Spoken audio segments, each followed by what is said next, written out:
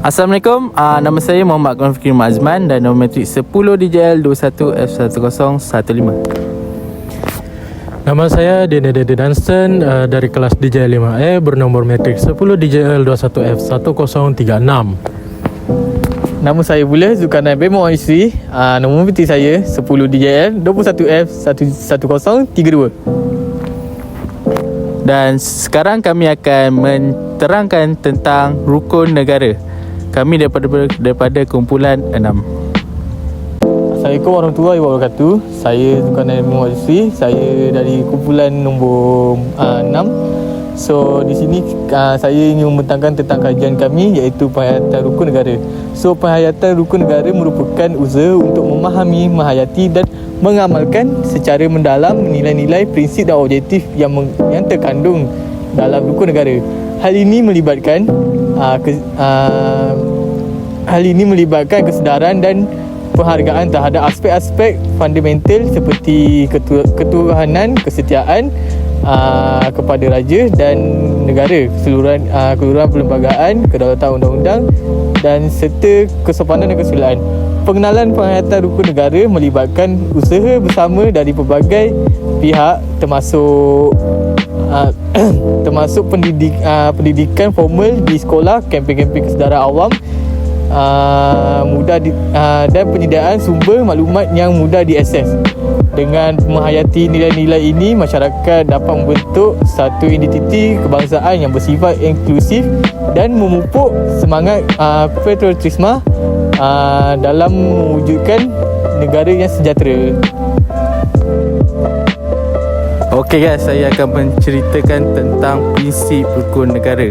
Kita ada 5. Yang pertama, kepercayaan kepada Tuhan, kesetiaan kepada raja dan negara, keluhuran perlembagaan, kedaulatan undang-undang, dan terakhir sekali, kesopanan dan kesusilaan.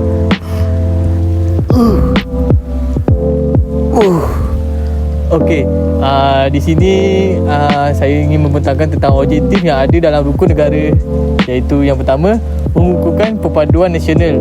Melalui daripada objektif ini, prinsip yang dinyatakan mencapai perpaduan dan keharmonian dalam pelbagai masyarakat Malaysia. Yang kedua, menjamin kesejahteraan bersama. Objektif ini menerangkan tentang memastikan semua lapisan masyarakat berkongsi kesejahteraan dan pembangunan negara secara adil dan saksama. Okey guys, sekarang saya nak terangkan tentang 3 langkah untuk memastikan rakyat dapat mengaplikasikan prinsip dan objektif rukun negara dalam kehidupan. Pihak kerajaan boleh mengambil langkah-langkah berikut. Yang pertama, pendidikan dan kesedaran. Meningkatkan program pendidikan dan kesedaran awam mengenai nilai-nilai rukun negara melalui sekolah, media dan kempen komuniti. Yang kedua, penyediaan sumber maklumat. Menyediakan sumber maklumat yang mudah diakses mengenal pasti prinsip dan objektif rukun negara seperti melalui portal kerajaan, bahan penerangan dan aktiviti penyelidikan. Dan last sekali, pelaksanaan dasar dan program konkret. Memastikan pelaksanaan dasar dan program-program kerajaan yang mencerminkan nilai-nilai rukun negara serta menyediakan insentif atau pengiktirafan bagi individu dan organisasi yang mempromosikan nilai tersebut. Itu saja dan saya nak sambung jogging. So, di sini saya ingin menerangkan tentang tindakan dan perlakuan yang dianggap melanggar prinsip-prinsip rukun negara. Yang pertama, menghina dan menyalahi kesopanan dan kesusilaan. Contohnya, perbuatan yang melibatkan penghinaan terhadap agama atau budaya sesuatu kumpulan masyarakat atau kaum masyarakat, mengecam. Yang kedua pula, mengecam dengan kata-kata yang kasar sehingga menyinggung perasaan orang lain. Untuk perbuatan yang kedua, mengancam kesetiaan kepada raja dan negara. Sebagai contoh, menyebarkan kenyataan atau tindakan yang meragukan integriti raja atau merosakkan imej negara. boleh dianggap melanggar prinsip kesetiaan kepada raja dan negara. Yang ketiga pula, melanggar undang-undang dan perlembagaan. Sebagai contoh, terlibat dalam tindakan jenayah seperti penipuan, rasuah atau penyelewengan kuasa yang bertentangan dengan prinsip kedaulatan undang-undang dan keluruhan perlembagaan negara.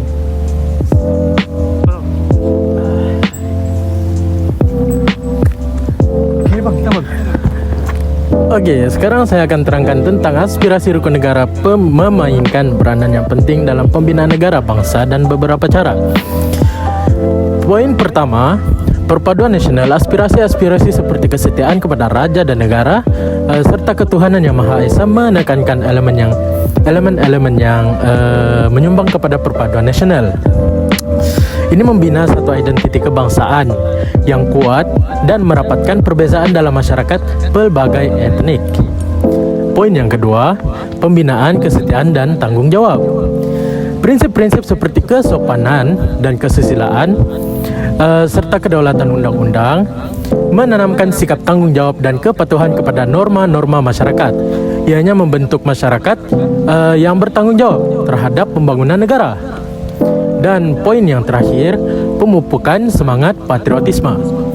Rukun negara menitik beratkan pada nilai-nilai patriotisme melalui prinsip-prinsip seperti kesetiaan kepada raja dan juga negara.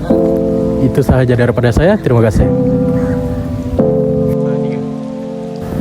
Baik, kesimpulan yang kami dapat daripada tajuk kami, kita sebagai masyarakat yang mengamalkan sikap patriotisme seharusnya memupuk dan mengaplikasikan rukun negara di dalam hidup kita agar negara kita sentiasa aman dan damai serta masyarakat hidup dalam keadaan yang harmoni.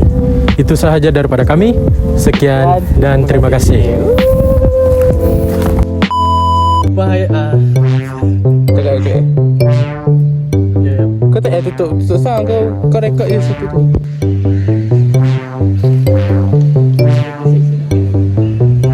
Dah kebelah. Cepat hal. Prinsip rukun negara terdapat 5 perkara.